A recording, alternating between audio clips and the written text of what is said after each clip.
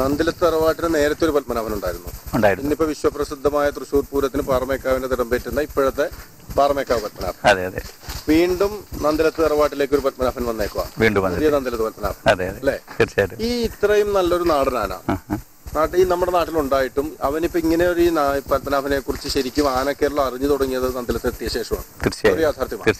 അപ്പൊ എന്തുകൊണ്ടാണ് ഇവൻ നേരത്തെ വേണ്ട വിധത്തിൽ അറിയപ്പെടാതെ പോയത്? എന്തുകൊണ്ടാണ് ഗോപേട്ടൻ ഇവനെ കണ്ടെത്തി, എങ്ങനെയാണ് ഇവനെ കണ്ടെത്തി സ്വന്തമാക്കിയത്?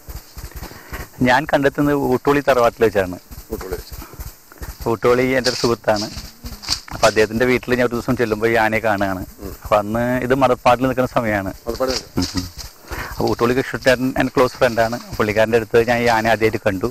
അപ്പൊ എനിക്ക് തോന്നി ഇവനൊന്ന് ഞാൻ മുമ്പ് കണ്ടിട്ടേ ഇല്ല. ഞാൻ കണ്ടിട്ടില്ല. നമ്മൾ കണ്ടിട്ടില്ല. അല്ലാതെ പൂരങ്ങൾക്കൊന്നും ആദ്യമൊന്നും ഇറക്കാറില്ല. കാരണം ഈ തടിപ്പണി കാര്യങ്ങളൊക്കെ ആയിട്ട് നിൽക്കുന്ന ഒരു ആനയായിരുന്നു. പിന്നീടാണ് ഞാൻ ഊട്ടോളി തറവാട്ടിൽ ചെന്നപ്പോൾ ഇങ്ങനെ ഈ ആനയെ കാണുന്നത്. അന്ന് ഇത് മടപ്പാടിൽ നിൽക്കുന്ന സമയമായിരുന്നു. അപ്പൊ അന്ന് ഇതിനെ കണ്ടു. അപ്പൊ എനിക്കത് ഇഷ്ടപ്പെട്ടു. പക്ഷെ കൊടുക്കുമെന്ന് ചോദിക്കാൻ പറ്റില്ലല്ലോ. അതെ. പിന്നെ ഒരു സുഖം അധികം തോന്നി ഇങ്ങനെ കൊടുക്കാമെന്ന് പറഞ്ഞ് എന്റെ സുഹൃത്തിനോട് പറഞ്ഞു. അങ്ങനെയാണ് ഈ ആന ഞാൻ കൈവശമാക്കുന്നത്. തീർച്ചയായും ഇതിനോടുള്ള താല്പര്യം കൊണ്ട് മാത്രമാണ്. അതിന്റെ ചന്തം, ഭംഗി, അതൊക്കെ അതുകൊണ്ട് മാത്രമാണ് ഞാൻ. അതെ. ആനയുടെ ചന്തം കണ്ടിട്ട്, ആനച്ചന്തം എന്ന് പറഞ്ഞാൽ എല്ലാം തികഞ്ഞൊരു ആന എന്ന് പറയാം. ഊട്ടോളി വീട്ടിൽ നിന്നാണ് ഗോപു നന്ദിലത്ത് ഇവനെ സ്വന്തമാക്കുന്നതെങ്കിലും പത്മനാഭൻ എന്ന ഈ ആനപ്പുരുഷന്റെ ജീവിതയാത്രകൾ ചുവടുവെച്ച് തുടങ്ങുന്നത് പറമ്പിക്കുളം ആനക്യാമ്പിൽ നിന്നാണ്. കുഞ്ഞിപ്രായത്തിൽ തന്നെ ആനക്യാമ്പിൽ എത്തിപ്പെട്ടവൻ, അതല്ലെങ്കിൽ ഒരുപക്ഷെ ക്യാമ്പിലെ അന്തേവാസികൾക്ക് പിറന്നവനുമാകാം. അതെ, പറമ്പിക്കുളം ആനക്യാമ്പിലെ ഒരു പൂർവ്വ വിദ്യാർത്ഥി. മലപ്പുറത്തുള്ള റെയിൽവേ കോൺട്രാക്ടറായിരുന്ന ഒരു കുറ്റിപ്പുറം പണിക്കരാണ് ആനക്കുട്ടിയെ പറമ്പിക്കുളത്തു നിന്നും ലേലത്തിൽ വാങ്ങുന്നത്.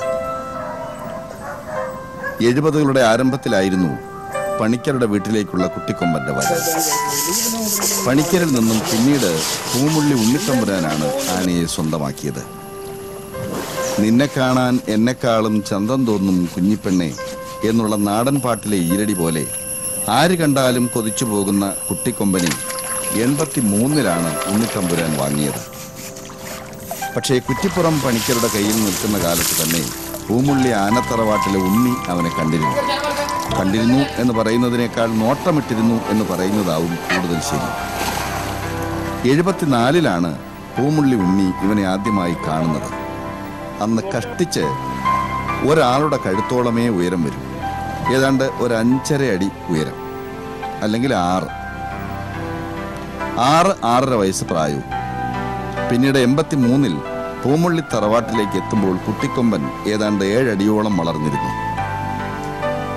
വിശ്വവിഖ്യാതനായ പൂമുള്ളി ഗണേശൻ ഉൾപ്പെടെ ഒട്ടേറെ ധീരവീര ഗജകേസരികൾ ശിരസുയർത്തി നെഞ്ചും വിരിച്ച് നടന്നിട്ടുള്ള തറവാടാണ് പൂമുള്ളിയെങ്കിലും അങ്ങനത്തെ തറവാട്ട് മഹിമയും കാരണവന്മാരുടെ വീരശൂര പരാക്രമഗാഥകളും ഒന്നും അറിഞ്ഞ മട്ട് കാട്ടാത്ത ഭാവത്തിലായിരുന്നു കൊച്ചുപപ്പനാവന്റെ പൂമുള്ളിയിലെ നിൽപ്പും ഭാവവുമൊക്കെ.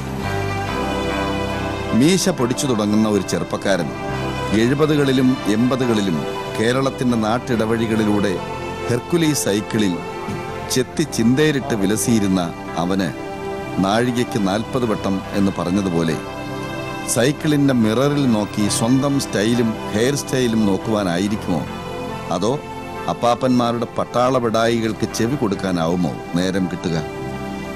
ഇന്നിപ്പോൾ തൃശൂർ പൂരത്തിന് പാറമേക്കാവിന്റെ തിടമ്പ് വാഹകനും പഴയ നന്ദിലത്ത് പത്മനാഭനുമായ ഗജരാജന്റെ പാപ്പാനായ രാമചന്ദ്രനായിരുന്നു ചെറിയ പ്രായത്തിൽ ഇവന്റെ പാപ്പാൻ.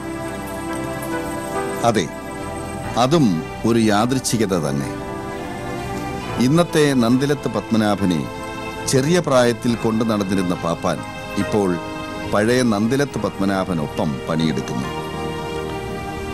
പൂമുള്ളിയിൽ വെച്ച് പാപ്പാന് പുറമെ ഉടമയായ ഉണ്ണിത്തമ്പുരാനും കുട്ടിക്കൊമ്പനിൽ അത്യാവശ്യം ചട്ടമുണ്ടായിരുന്നു. ആവശ്യത്തിലധികം കുസൃതിയും അത്യാവശ്യം വികൃതിയുമായ ആനക്കുമാരനെ അന്നൊക്കെ പൂമുള്ളി ഉണ്ണിത്തമ്പുരാൻ അഴിച്ച് വളപ്പിലൊക്കെ കൊണ്ട് നടക്കാറുമുണ്ടായിരുന്നു. കുറെ കാലമായിട്ട് ആരും അഴിക്കാണ്ട് ഒരു മില്ലിൽ തന്നെ നിന്നിരുന്ന ആനയായിരുന്നല്ലോ പത്മനാഭൻ. പത്മനാഭനെ അയച്ചു കുറെ കാലം ശേഷം ഇപ്പൊ നമ്മുടെ കയ്യിലായിരുന്നു പത്മനാഭൻ അല്ലെ, നല്ല കാര്യമായിട്ടൊരു കുഴപ്പമില്ലാണ്ട് നമ്മൾ കൊണ്ട് നടക്കുന്നു.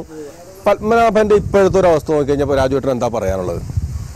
ഇപ്പോഴത്തെ അവസ്ഥ വെച്ച് നോക്കുകയാണെന്ന് വെച്ച് കഴിഞ്ഞാൽ ആനൊരു ആനയാണ്. ഈ ആനയെ സംബന്ധിച്ചോളം പറയാന്ന് കഴിഞ്ഞാൽ നല്ലൊരു ആന, നല്ലൊരു നാടൻ ആന. അതിനെ വഷളാക്കി കളഞ്ഞതാണ്, വഷളാക്കി കളഞ്ഞ ഒരു ആനയാണ്. ഇപ്പം നമ്മൾ മുതലാളി വാങ്ങി ഇപ്പോൾ ഒരു കുഴപ്പമൊന്നുമില്ല, വളരെ ഡീസൻ്റായിട്ട് പോകുന്നു, കാര്യങ്ങൾ ചെയ്യുന്നു. ഇപ്പോൾ അതിനെ കൊണ്ട് യാതൊരു പ്രശ്നങ്ങളും ഇല്ല, നല്ല രീതിയിൽ പോകുന്നുണ്ട്. അതെ, നാട്ടാനകൾ നന്നാവുന്നതിനോ അവർ ചീത്തയാവുന്നതിനൊക്കെ ഒരു പരിധിവരെ കാരണക്കാരെന്ന് പറയാവുന്നത് ആനപ്പാപ്പാന്മാരും ആന ഉടമകളുമാണ്. ഇപ്പൊ വ്യത്യസ്തമായ സാഹചര്യത്തിൽ പിന്നെ നമുക്ക് പറയാം സ്വതവേ ഇത്തിരി കുഴപ്പക്കാരായ ആനകളെന്നും നമുക്ക് പറയാം. ഇപ്പൊ ഇങ്ങനെ നോക്കിക്കഴിഞ്ഞാൽ ഈ ആനയുടെ സ്വഭാവ പരിണാമത്തില് പുതിയ ഉടമസ്ഥൻ, പുതിയ പാപ്പാൻ നിങ്ങളിലേക്ക് വന്നത് എന്തായിരിക്കും മാറ്റം എന്നാണ് തോന്നുന്നത്? ഇപ്പോൾ ഒരു ആനകൾ മോശമാണെന്ന് പറഞ്ഞു കഴിഞ്ഞാൽ 90% ഉടമസ്ഥന്മാർ തന്നെയാണ് അതിൻ്റെ കാരണം. അങ്ങനെയാണ് കാരണം എന്താ വെച്ച് കഴിഞ്ഞാൽ അതിന് പറ്റിയൊരു ആനക്കാരനെ വയ്ക്കുക, അതിൻ്റെ കാര്യങ്ങൾ പോലെ ചെയ്യുക, കാര്യങ്ങൾ ചെയ്യുക. അല്ലാണ്ട് ആനക്കാരുടെ മാത്രം കാര്യങ്ങൾ നോക്കിയിട്ട് കാര്യമില്ല. ഉടമസ്ഥന്മാരാണ് അതിനെ നയിക്കേണ്ടത്. അല്ലാണ്ട് ഇപ്പോൾ ആനക്കാരെ മാത്രം അതിൽ കുറ്റപ്പെടുത്താൻ പറ്റില്ല. അത് കാരണം വെച്ചാൽ അവർക്ക് എങ്ങനെയെങ്കിലും കാര്യങ്ങൾ നടന്ന് പോകുക, അല്ലെങ്കിൽ കാര്യങ്ങൾ ചെയ്യാമെന്ന് മാത്രമേ ഉള്ളൂ. അല്ലെങ്കിൽ മുതൽ നന്നായി കാണണം, എല്ലാവർക്കും താല്പര്യം ഉണ്ടായെന്ന് വരില്ല, താല്പര്യമുള്ളവരും ഉണ്ടാവാം. പക്ഷെ അത് മുതലാളിമാരാണ് അതിൻ്റെ ഇപ്പം എൻ്റെ മുതലാളി ഇപ്പം ഇതിനെ വാങ്ങി ഇതപ്പോൾ ഒരു 2 വർഷത്തോളമായിട്ട് വാങ്ങിയിട്ട് ഇതുവരെ യാതൊരു കുഴപ്പങ്ങളും ഇല്ല. ഇപ്പം വളരെ ഭംഗിയായിട്ട് പൂരങ്ങൾ എടുക്കുന്നുണ്ട്, വളരെ എല്ലാ കാര്യങ്ങളും വളരെ ഭംഗിയായി നടക്കുന്നുണ്ട്.